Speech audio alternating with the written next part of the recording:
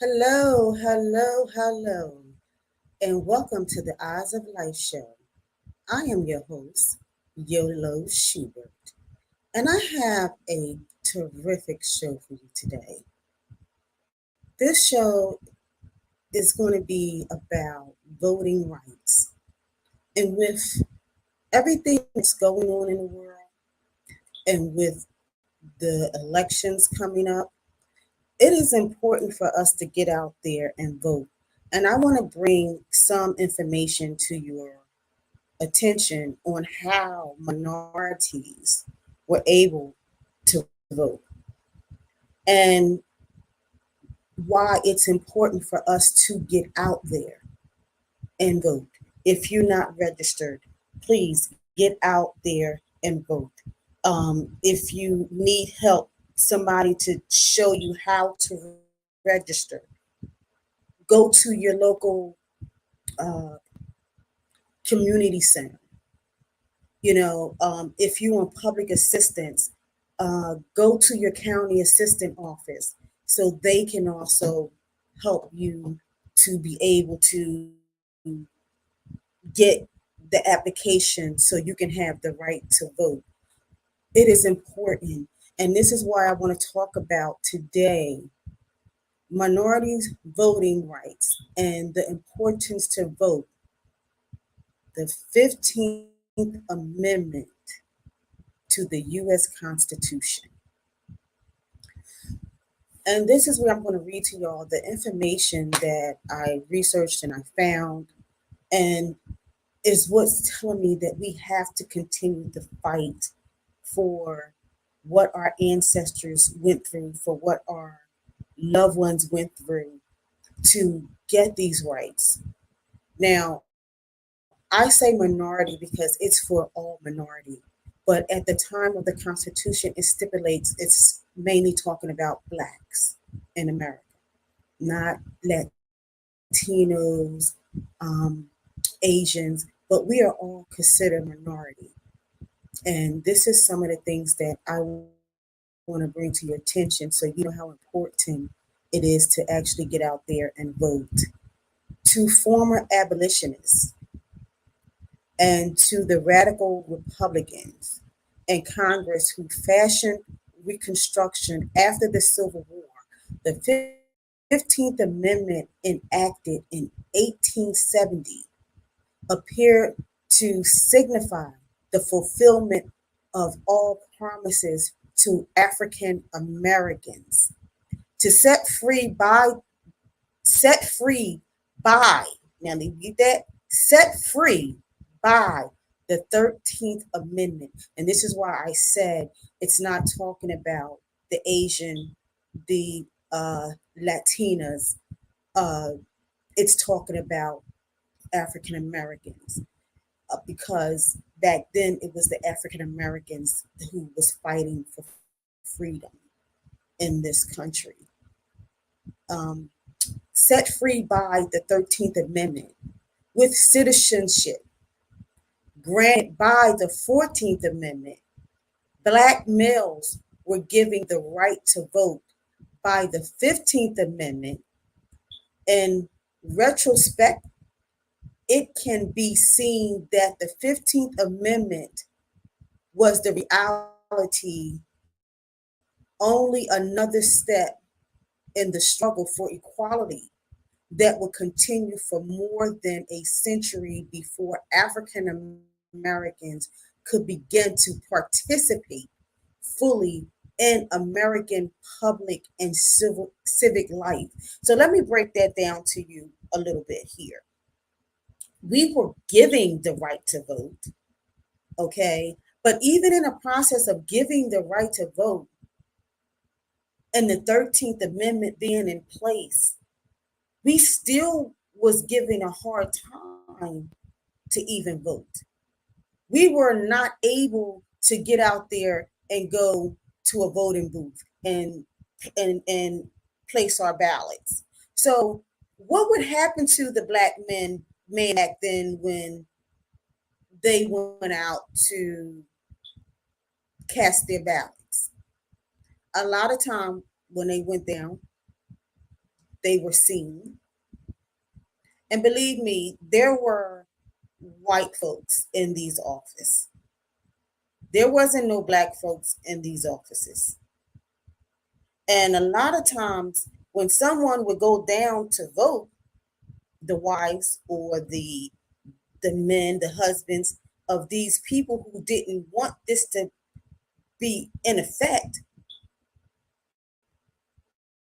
they will cause tragedy amongst the families or cause tragedy to that person who actually went down to cast a ballot or to get a registration to vote and to pay to even vote. Some of the things that they went through to even be tested to make sure they had the mentality to vote. And when I look back at a lot of things, they had no right to test us when half of them couldn't really spell themselves. If you look at a lot of these census records, a lot of these people couldn't even spell their names correctly. But yet and still, they wanted to question our thought in our educational process that they kept us from. So, yes, we went through a lot, even though we had this right. You may even find somewhere, if you're doing research, that your ancestors went out and applied for registration to vote. But did they get that right to vote? Did they actually get to cast their vote? Did they actually get the right to do that? That is the $1,000,000 question, especially during the Jim Crow era, the Reconstruction of the South. Those people did not want us to actually vote. They liked the way things were before the Civil War. They wanted to keep us illiterate, in poverty, and relying on them, that they had our best interests. So, yes, everything that I look at that our ancestors went through so we can have the rights that we have today is of importance, and it's important that we get out there and we continue to vote, not say, oh, what's the point? They're not going to do, everybody lies anyway. All they do in Congress, all they do in the Senate, all they do in the White House is lie. If you don't get out there and start voting and read what you're voting for, don't be quick to rush yourself out that voting booth. Just get out there and do it. Get out there and vote. Voting the 15th Amendment, Section 1 and 2, that came about in 1869 and 1870. Okay? This was passed by Congress February 26, 1869, and ratified February 3rd, 1870. The 15th Amendment granted African American men the right to vote. The right of citizens of the United States to vote shall not be denied or abridged by the United States or by any state on the account of race, color, or previous conditions of servitude. The Congress shall have the power to enforce this article by the appropriate legislation. So let me just just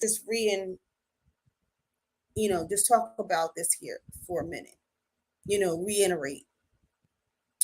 So where they say that, the African American man should not be denied by his race, color, or previous condition of servitude. So when they talk about that previous condition of servitude, That's talking about those that were enslaved. Race is just what it is, the color of your skin. Okay? That's what they say when they say race and color. Race is the color of your skin. Okay, that's what that is.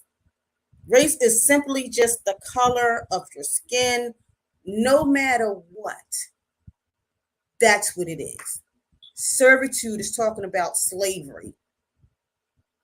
Those that were under servitude way before slavery existed. They weren't even living at the time when this was done. Some of it was already here at the time of 1619. So instead of them saying slaves, they say servitude. Okay. And the fact that the Congress can enforce this, but did Congress really enforce it?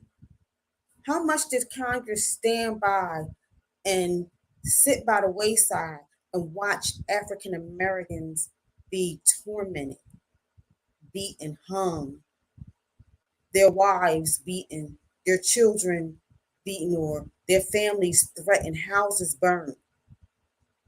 Some of them hung because they wanted to have their rights to do what Congress said they were able to do. Congress said that they were able to vote. They had the right, the means to get out there and do it. But did they really enforce it? Did they allow the law to uphold this legislation? How many people did die? How many police officers stood by and watched these families of these African people get beat and then turn an eye? They don't see. I didn't see, really. Or they had people arrested under false pretenses. So tell me why, since this was put in place, that our people had to suffer and go through so much suffering for rights that was given to them. And that was just the men. The men was going through this. The women didn't even have a right to vote yet. So let's get that understanding. They couldn't even vote.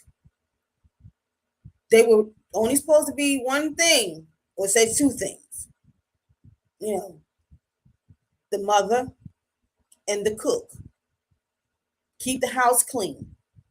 The helpmate. That's what women were for. They shouldn't have these rights to vote. So the women wasn't voting then. So let's talk about the women and their rights. So how do you think women felt because they were not able to vote? For me, I know I'd have felt like, okay, why can't I vote? I have a voice. I have an opinion. But you didn't have an opinion. I don't care if you were black or white. You did not have an opinion as a woman. And you didn't vote. Your husbands voted, but you weren't voting. You didn't get that right to vote. Now, and I'm not including white women in the struggles of what it took for black people to get out there and fight their struggle. No, because see, the white women, their husbands didn't have a problem to get out there and vote. They could get out there and vote. And for those that were mulatto that can pass, for those that were mulatto and they went out there and they passed to vote, they will put white on their voter registration application. They would not even put an inkling of a lead to allow them to realize that they were not white. They wouldn't dare put mulatto down on a voter's application. They wouldn't do it. Why? Because that's still incorporating that black DNA, that black blood that's mixed with that white blood.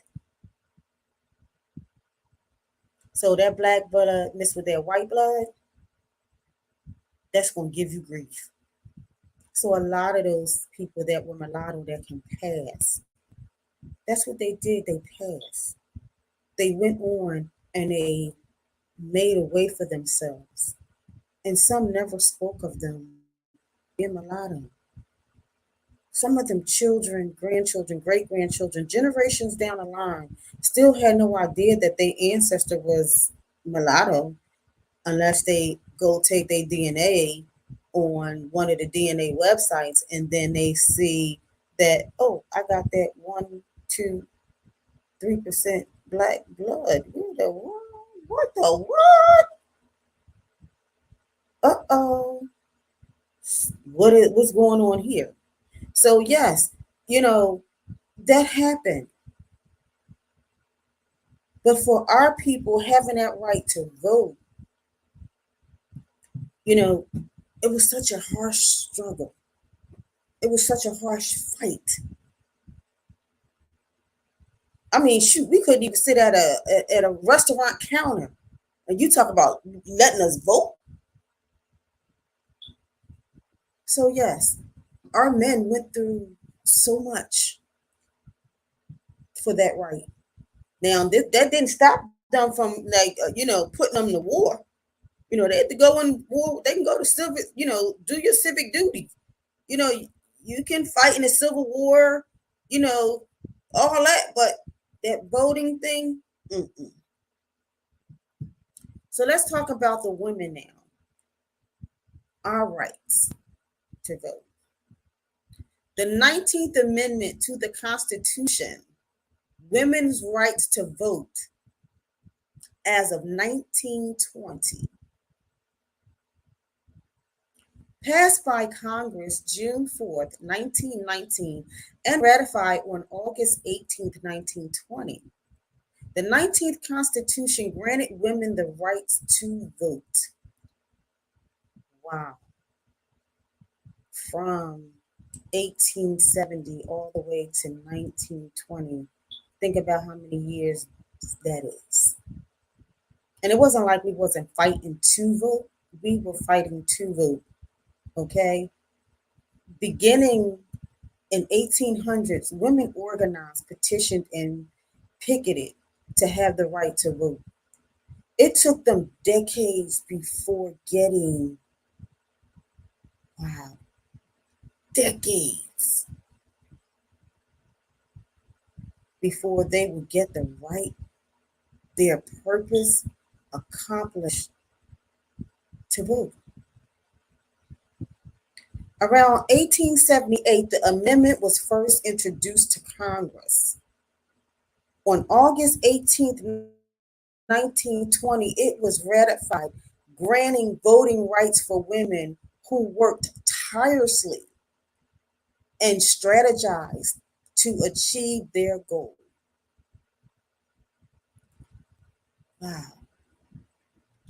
From 1878, to 1920.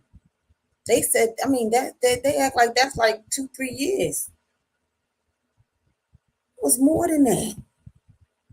Wow, it took that long for them to realize that, hey, we exist here. We have that same right as our spouses, as our men. And this was for all women, black and white.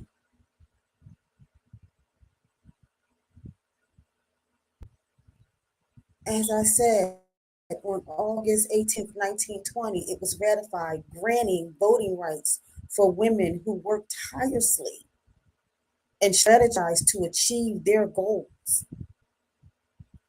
Some pursued a strategy of passing suffrage act in each state. So it came out like it was a suffrage act that the women proclaimed to allow them to be able to have voting rights. Okay, so the strategy of passing the suffrage act in each state was done. However, 9 Western states adopted the suffrage legislation by 1912, before 1920, but they didn't put it up until 1920, where other states challenged the male only voting laws in the courts of their state, their counties. They challenged that. Men was enough. They didn't need women, but they challenged it. Some women used the suffragists with a more confrontational tactic, such as picketing, silent vigils, and hunger strikes. These women did that for us. Their supporters were met with serious, harsh resistance. Some were put in jail, and some were physically abused, just so we can have that right. In 1916, almost all the major suffrage organizations were united and behind the goal of the constitutional amendment. When New York adopted women suffrage in 1917, President Wilson changed his position to support the amendment in 1918. And that's when the political balance began to change in favor of the Suffrage Act. So now, since the president, and it's crazy how it takes one person to get other people to make a change. How we follow like puppets on a string. We follow people. We can't have our own mentality, our own mind, to see that what they're talking about and what they're trying to do is right. It's their human right. They have that human right to say this person has a right to vote. This person should vote. So that's one thing. Why you couldn't see that before President Wilson? Wow. These are things that I think is crazy, that we sit and we follow, and it's like, oh well, so and so passed it, then I'll pass it, then I'll be okay with it. But I need to see somebody else do it first. I don't want to be the first. Well, you should want to be the first. I know I want to be the first.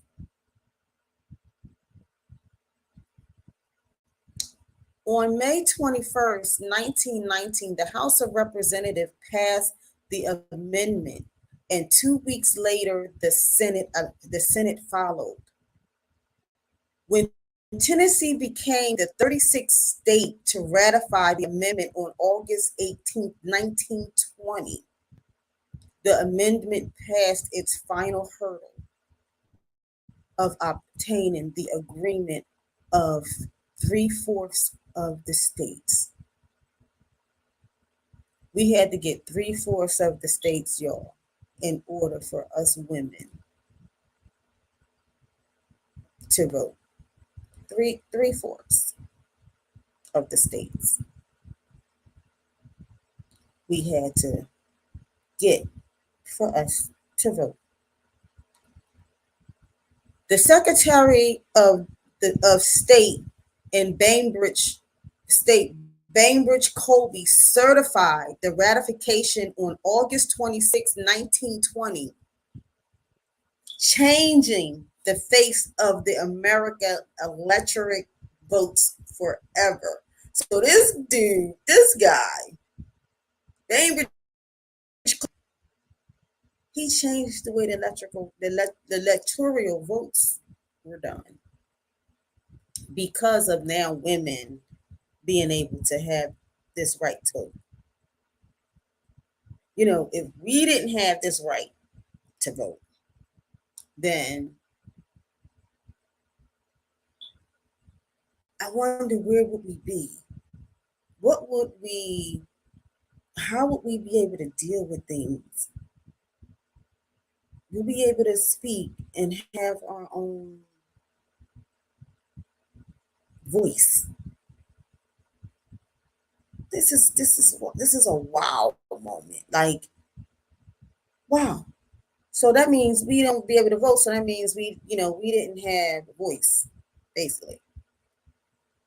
Let's talk about what the civil rights did and you know what the Civil Rights Act of 1965 did. This act was signed into law on August 6, 1965 by President Lyndon Johnson. It outlawed the discriminatory voting practices adopted in many southern states after the Civil War, including literacy tests as a prerequisite.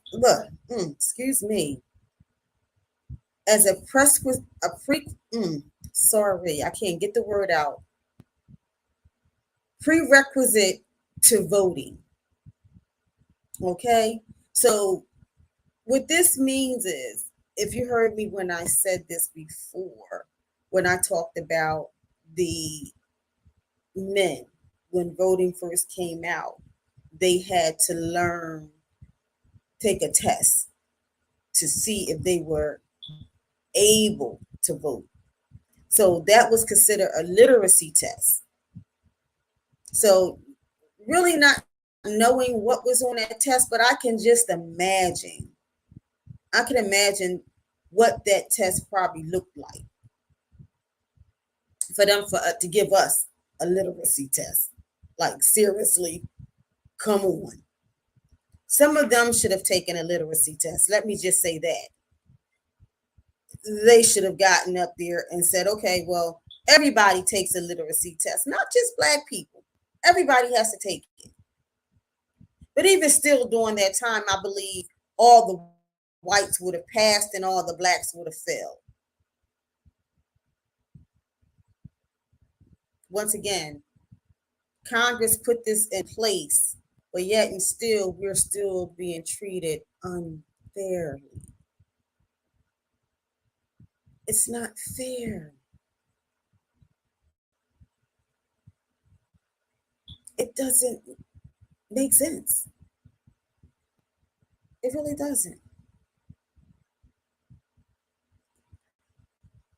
How would you feel in this day and time if someone say, okay, well, that there still has to be a vote for blacks to or minorities to be able to vote?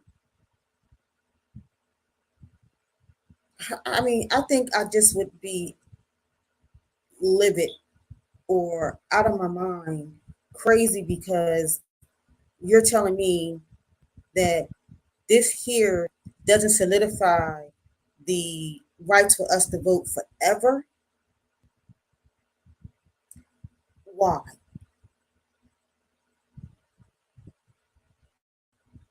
Once it's in a constitution, it's in there. There's no ending date on it. But yet, at one point in time, there used to be a bill where it had to be voted on every so many years. I don't know if it was a decade or how many years it took that Congress and the Senate would have to vote for black people to continue to have the rights to vote. And I want to say this in closing. I would like to say the more minorities that keep themselves out of trouble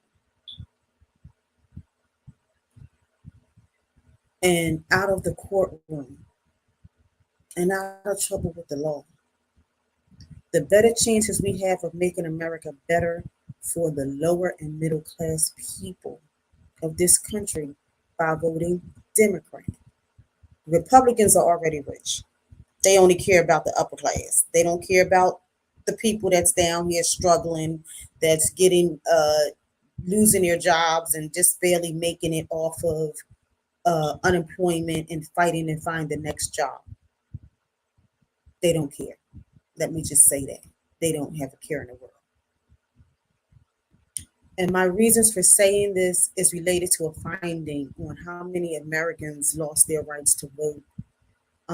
What percentage of Americans are disenfranchised? And this was like mind-boggling to me when I saw the amount of people, the amount of numbers that they placed here of Americans that were black and minority, that lost their right to vote. And in 2016, 6.1 million individuals were disenfranchised on the account of a conviction. 2.47% of voting age citizens. So 2.47% were of age to be able to vote.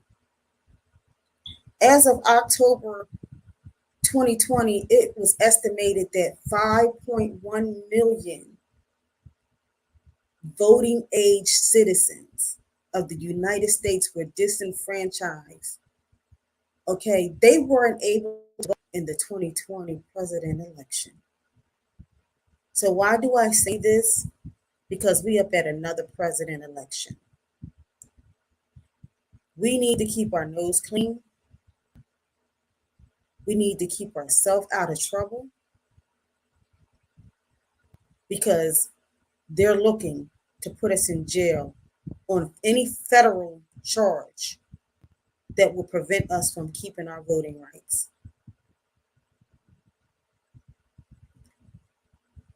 I hope you enjoyed the show. And for those that are going to watch the retake, please leave a comment. Tell me how you feel about voting. Let me know that you're going to share this with your children, your grandchildren, because we've raised our children. Our children, some of us that are almost 60 years old, our children are almost grown. If they're not already grown, we're looking at our grandchildren. And that's who we need to really pour this into, letting them know the importance of them voting because it's important. Because if they take away that, if they see we're not voting, what's the point of us having it? And it's not going to say, oh, they're going to take it away over here. No, they're going to take everyone's vote, every minority, every black, because that Constitution say black. It didn't say Latino. It didn't say Asian. It didn't say Chinese. It didn't say Japanese. It didn't say Native American. It said black. And let me tell you, if you even Latino and black, white and black, you still got some form of black. Either way, it will apply. And there's nothing in a religion standpoint that says you don't have the right to. I don't care if you're Baptist, Methodist, Muslim. There's nothing that says you can't vote. There's nothing that says you can't get out there and exercise your right to vote. So I want to thank you for joining me in the Eyes of Life show. I am your host, Yolo Schubert, and thanks for watching. Everybody have a good and blessed evening.